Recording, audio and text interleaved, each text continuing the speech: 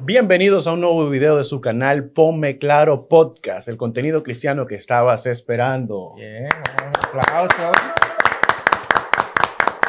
Hoy tenemos un episodio muy importante, muy interesante, que es el Ponme Claro cómo lo hiciste, cómo a través de la vida Dios te pudo ayudar a lograr grandes cosas y cómo pudiste sobrepasar todas esas pruebas. Y tenemos a un personaje muy especial de nuestra iglesia, de nuestra comunidad cerca. Su nombre es Juan José Eusebio Martínez. Él estará con nosotros dándonos las pautas de cómo Dios lo ayudó a lograr grandes cosas en esta vida. Un aplauso, Super Juancho.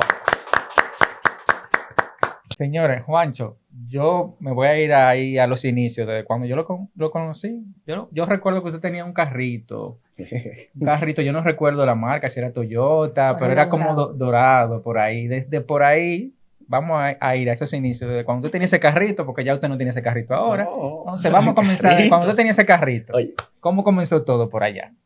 Bueno, ya ahí habíamos avanzado algo. Ya ahí se había avanzado un buen poco. Porque era un Toyota Camry, yo me acuerdo, mi primer vehículo. Y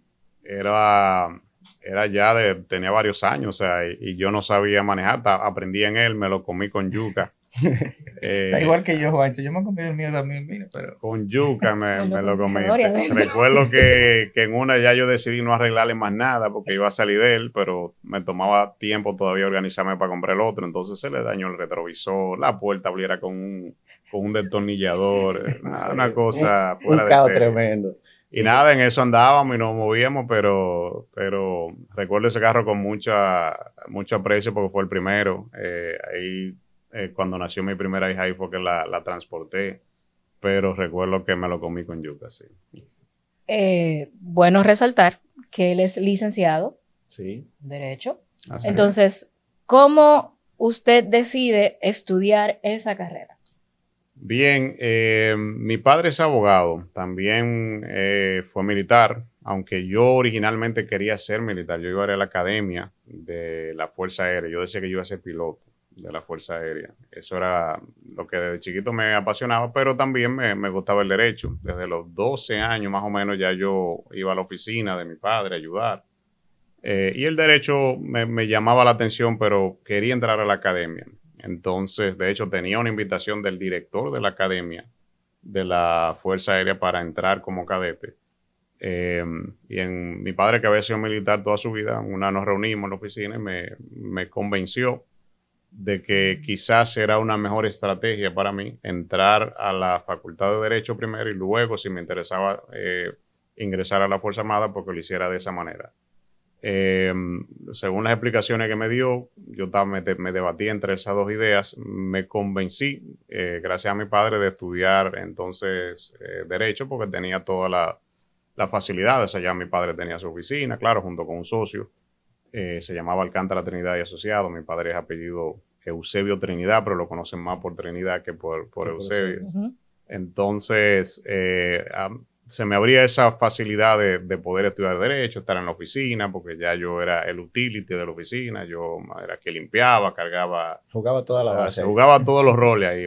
Entonces, pienso que ahí entonces decidí estudiar Derecho. Entré a la Universidad Autónoma de Santo Domingo. Nunca tomé clase los sábados porque soy adventista del séptimo día. Todos mis compañeros sí podían hacerlo, pero yo desde el viernes a la tarde ya no tomaba clases, pero gané una beca de estudio y trabajo, lo que le llaman BETEL. Todo el que de la UAS sabe qué es eso.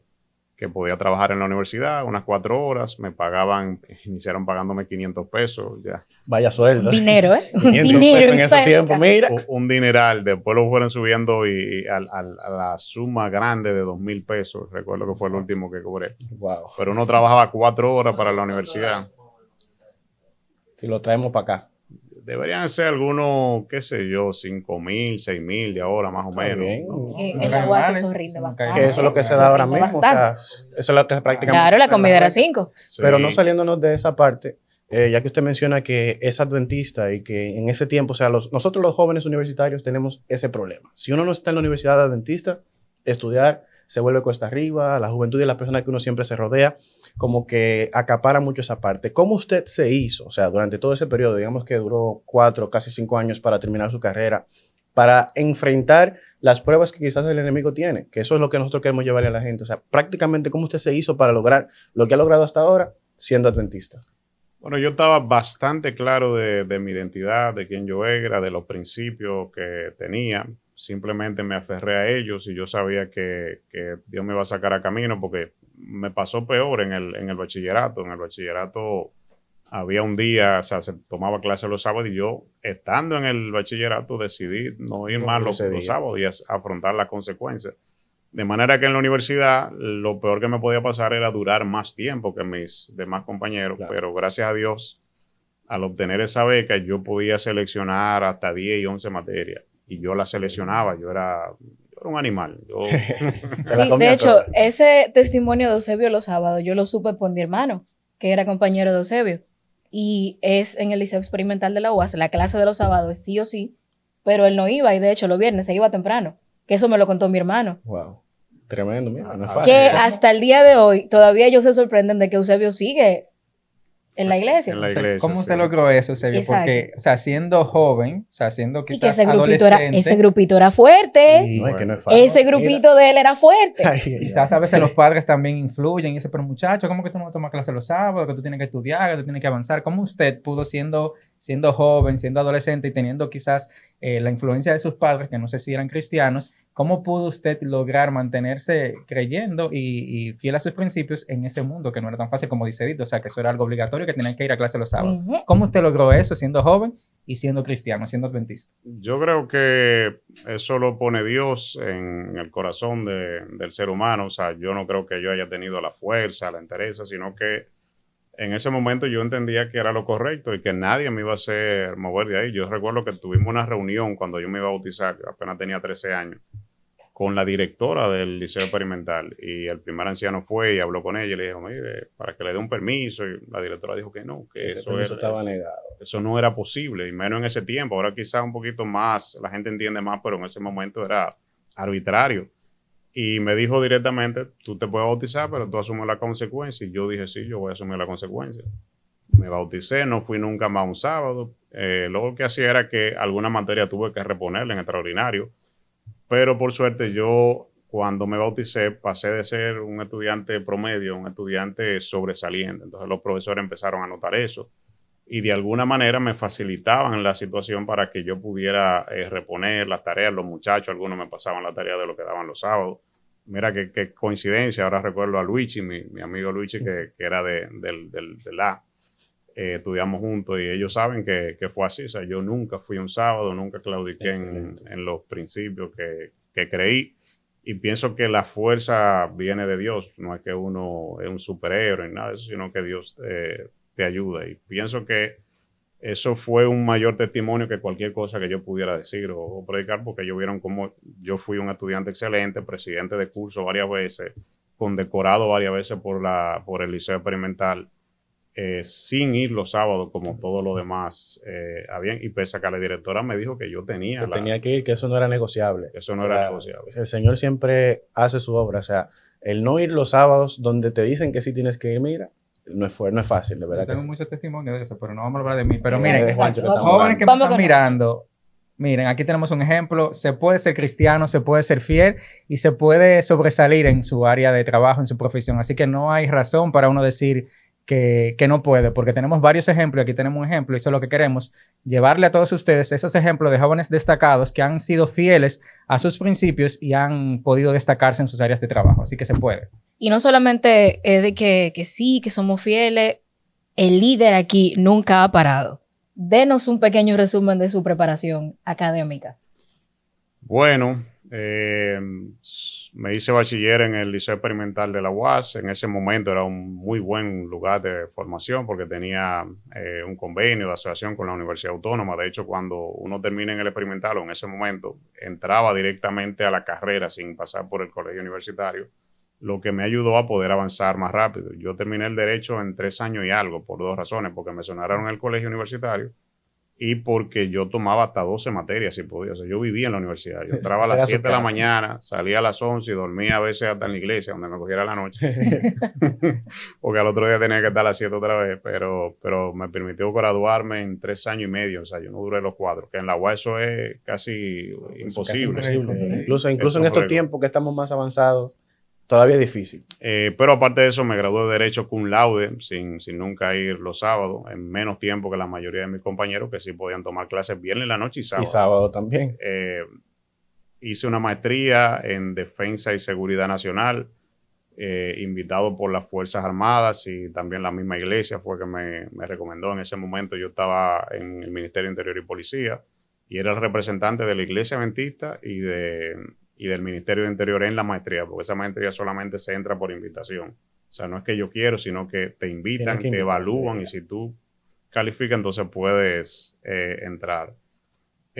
También he hecho varios diplomados y cursos en diferentes áreas: derecho constitucional, derecho migratorio, derecho procesal civil, procesal penal, laboral, varias materias de ciberseguridad, inteligencia avanzada, crimen organizado, antisecuestro, muchísimos temas, porque como ustedes sabrán, también estoy algo vinculado a los temas militares, de seguridad, etcétera, etcétera. Y bueno, pues nos hemos especializado en esa área, y creo que mencioné la mayoría de la preparación académica. Falta más diplomados, pero son demasiados. Yo vi ese currículum y está extenso. Una página ahí de la juventud también. Yo me recuerdo que estaba viendo ese premio ahí, y cuando yo vi que Juancho era uno de los nominados, yo ahí, que gane Juancho. Y ganaste. Sí. 2010, si recuerdo bien, primera adventista que gana premio nacional, es decir, a nivel nacional, de la juventud.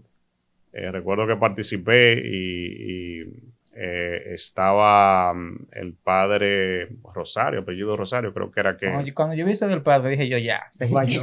Va a ganar un católico, va a ganar otro de otro lado. Va a ganar el católico, va a ganar el primo, pero ese premio casi siempre era reservado para los católicos, hasta que pudimos participar. Presentamos básicamente lo que fue mi trabajo dentro del Club de Conquistadores hasta ese momento.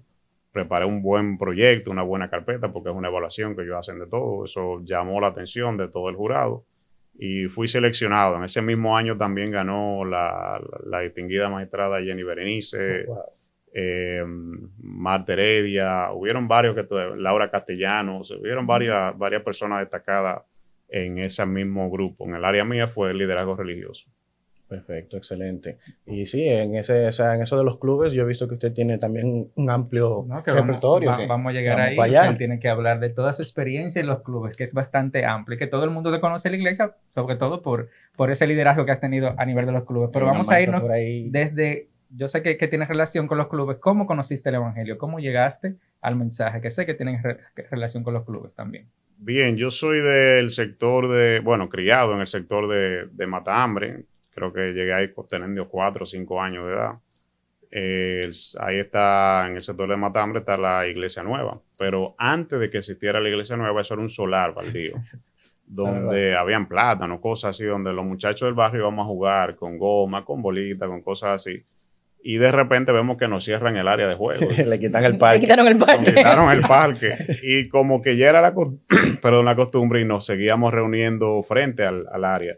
Y vemos que están construyendo, pero los muchachos nos seguimos reuniendo ahí como punto de encuentro. Claro. Y un día entonces un amigo que vivía al frente de donde está la iglesia ahora, recuerdo que se llamaba Pedrito, nos invitó al Club de Conquistadores porque a él lo invitaron. O sea, ya después que terminaron la iglesia, claro.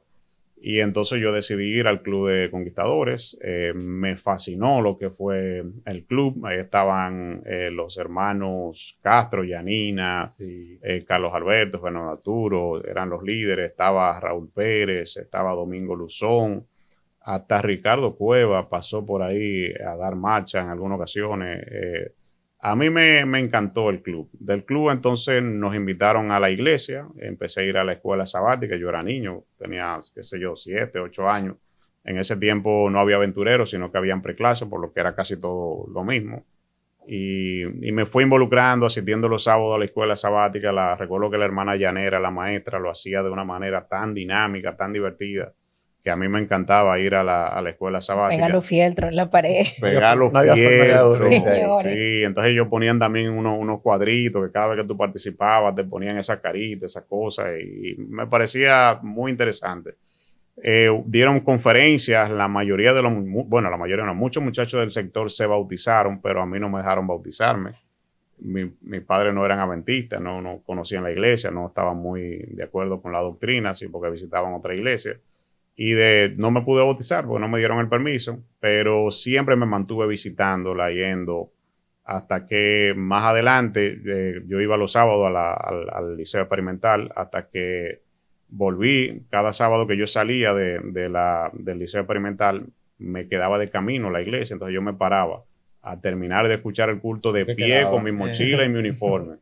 Entonces yo siempre me veían y alguien entonces me invitó, Raúl, que había sido mi dirigente del club, me puse en contacto con Neida Pérez para que me diera los estudios bíblicos. Yo cada sábado tomaba mis estudios bíblicos, hasta que cuando los terminé, ella se dio cuenta que me gustaba el club, pero el club de Iglesia Nueva había terminado sus operaciones, había decaído. Me llevó al club de Bellavista, que era el club más cercano. Allí estaba Isaías de Jesús, Previctoria Costa, Ariaquica, Misael de Jesús, María de Pérez, toda esa playa de líderes, ¿verdad? Y cimarrones, porque Claro. para que no haya problema con mi unidad, ¿verdad? Mi unidad. Entonces me involucré con el club. Para mí es una de mis principales pasiones de toda la vida, y decidí bautizarme ya cuando tenía 13 años. Recuerdo que fue 14 de febrero del 98, me bauticé, y hasta el sol de hoy sigo en la iglesia. Gloria a Dios por eso. Siempre tenemos, bueno, hace mucho tiempo ya la mentalidad ha cambiado, pero siempre existía este debate de que un abogado y la iglesia no pegan. Yo he escuchado mucho eso. O sea, decir que un abogado no va para el cielo, eso era lo más común. Sí, o sea, un abogado y la iglesia no hacen esquina. Sí, porque supuestamente el abogado tiene que mentir para defender, y si el caso es en contra de su principio, o sea, ¿qué haría un abogado en ese caso? O sea, ¿cuál sería esa situación? Exacto. Nosotros queremos saber exactamente cómo usted enfrenta esas situaciones donde se ve a prueba su fe, sus principios, y que vamos a decirlo bien, o sea, el dinero está bueno. El dinero está bueno, pero tu principio, no tus valores se pueden poner en juego. Claro que sí. Interesante pregunta. Bueno, sí, era un tabú dentro de la iglesia, como que no se debía estudiar derecho porque el abogado está visto como una persona que se atreve a cualquier cosa, que vende sus principios, pero yo aprendí que de mi padre y de la gente con la que crecí, que uno puede mantener sus principios en cualquier profesión, como en cualquier profesión también hay gente que hace lo mal hecho. O sea, eso no tiene que ver directamente con la carrera. Sí he tratado de llevar la carrera lo más honesto posible, sin nunca tratar de no mentirle a mis clientes, decirle siempre las cosas claras como son, aunque a veces duele. Obviamente el derecho es una carrera complicada, y más en este país. A veces tú no logras el resultado que la gente o el cliente quiere porque el sistema no te lo permite, pero yo trato siempre de hacer las cosas de la manera correcta, de andar por la derecha, de no claudicar a mis principios, de no tratar con temas de sobornos. Si yo voy a ganar porque apliqué el derecho. Si voy a perder, trataré de que no me apliquen la trampa a mí. Me ha ayudado mucho que mucha gente me conoce dentro del ámbito del derecho, muchos jueces, muchos fiscales, y ya eso que te da cierto prestigio, cierto estatus, y cuando se trata de gente así, pues ellos se cohíben de hacer cosas que son irregulares. Claro, a veces pasa como quiera, porque el sistema es imperfecto, pero en lo que a mí respecta, yo trato siempre de mantener los principios y aplicar el derecho conforme a la ley, conforme a las reglas, a lo conforme que es lo correcto. Que está escrito. Sí. Eso es muy bueno, de verdad que sí. Y siguiendo por ese punto, y también, o sea, la mesa está repleta de personas que han estudiado fuera del país. O sea, el único que no se ha salido de aquí soy yo. Así que cuando viene a ver, pronto llega, pero eso viene. Dale, la pregunta es la siguiente, o sea, ¿cómo se siente, o sea, cómo es la experiencia que usted ha vivido al estudiar fuera del país? Yo vi en su currículum por ahí que usted ha ido hasta Israel a estudiar. O sea, eso no le llega a cualquiera a la mente. O sea, ¿cómo ha sido esa experiencia de estudiar fuera de su país natal? No, y las culturas también, porque, señores... El choque de cultura, la adoración. Que Juan José hace muchos viajes así de trabajo, de negocios, así. Entonces, ¿cómo tú logras hacer ese equilibrio también? ¿Cómo tú adoras allá? ¿Y cómo ha sido esa experiencia multicultural, tanto en tu formación académica también, como también en la adoración también, y como extranjero en esos países? Yo soy un apasionado de los viajes, del turismo. De hecho, una gran parte de mi ejercicio, soy litigante, son los que pelean en los tribunales, los casos. Pero también me he tenido que vincular casi obligatoriamente al tema migratorio, porque al yo hacer tanto viaje, la gente empezó a buscarme para esos temas y bueno, he desarrollado esa área, pero yo lo hago porque me apasiona el tema de viajar, conocer otra cultura, conocer otros lugares y soy un apasionado de Israel. ¿Y por qué de Israel? Bueno, porque desde niño lo aprendí en la Biblia. Entonces, todo lo que yo leí en la Biblia, yo decía, pero ¿y dónde está ese país? ¿Dónde está esa gente? ¿Dónde está ese pueblo? Y cuando pude entonces viajar, pues fue a Israel. He ido en algunas 5 o 6 ocasiones en diferentes escenarios. Fui con la División Interamericana, un curso que nos dieron allá de liderazgo. Estudié allá también con el ejército de Israel. He ido en varias ocasiones a tomar cursos, seminarios sobre temas de cómo funciona el sistema de defensa y seguridad israelí, la inteligencia israelí. Eso es otro nivel, eso es otra cosa. La cultura también me llama mucho la atención, la comida, cómo son, pero además yo estudié Derecho. El Derecho dominicano viene del Derecho francés, el Derecho francés viene del Derecho romano, de manera que uno tiene que estudiar el origen de dónde vienen las cosas para poder entender por qué son las cosas. Lo mismo me pasa en el aspecto religioso. A mí me fascina estudiar la cultura judía, la cultura hebrea, porque de ahí viene la Biblia, de ahí vienen todos los personajes que nosotros estudiamos. Y cuando tú entiendes esa cultura, cuando tú entiendes su historia, entonces toma otro matiz lo que tú lees en la Biblia y cómo tú interpretas todo lo que está allí. Ya tú le encuentras un significado más profundo a cada cosa que tú lees en la Biblia y a la historia. Y de hecho, Israel es literalmente el reloj profético. Claro, y es que hizo todo. Así es, claro, hay interpretaciones, pero no vamos a entrar en ese tema. Yo solamente lo veo desde el punto de vista del origen, que desde el punto de vista académico siempre es importante cuando tú tienes un texto, estudiar el contexto de dónde viene, el origen. Y por eso estudiar la cultura hebrea, judía es interesante. Bueno, también he viajado, he hecho cursos en Estados Unidos, he hecho cursos en Colombia, he hecho cursos en Europa de diferentes temas. Y igual, cada vez que voy a cualquier lugar de eso, me estoy empapando de la cultura, de cómo es esa sociedad, cómo funciona. O sea, mi cerebro siempre está analizando todo para entender, ¿verdad?, el mundo y ver entonces, hacer una comparación de lo que pasa en mi país, cómo pudieran ser mejor las cosas. Y me ha parecido todo ello una experiencia enriquecedora. Muy bien, Juancho, ha sido un placer tenerte aquí en esta sección de Ponme Claro Cómo Lo Hiciste. De verdad que tu historia es inspiradora y esperamos que haya inspirado también a alguno de las personas que nos están mirando allá. Así que muchas gracias, vamos a darle un aplauso al Super Juancho por estar aquí con nosotros. Y bueno, esto ha sido todo por hoy, chicos. Así que ya ustedes saben, este programa llegó para quedarse. No olviden de suscribirse, seguirnos en nuestras redes sociales, en Ponme Claro Podcast, el contenido cristiano que estabas esperando.